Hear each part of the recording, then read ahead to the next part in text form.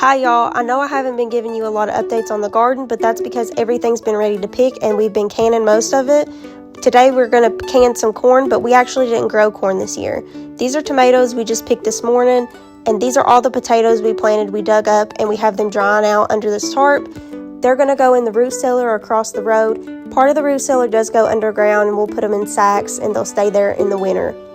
This is the bushel of corn that I got from somebody, and we're going to shuck all this corn. Shucking corn is definitely worse than breaking beans, in my opinion. Some people don't think so, but I think it is. This is the corn after we've shucked it all and we washed it, and then we also washed our jars. Now we're just going to go around and cut the kernels off of the cob, and we want to make sure that we don't cut too far into the cob. And be careful, you might cut yourself, because I almost cut myself about 6 times. And then we have all of our corn cut off of all those ears of corn, and this is what it looks like. And we're going to do about maybe 14 pints of corn.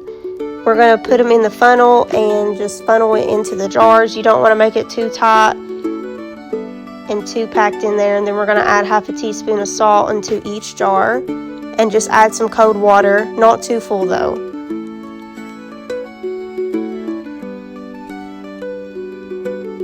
Then after we add the water, I'm going to take a chopstick and I'm going to go around each jar and get the air bubbles out. So you're just going to make sure you get down there, and you can see the air bubbles come up when you stick the chopstick down in there.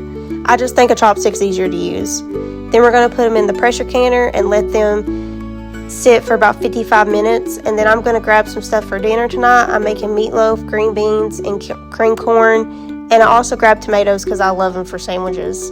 But that's it.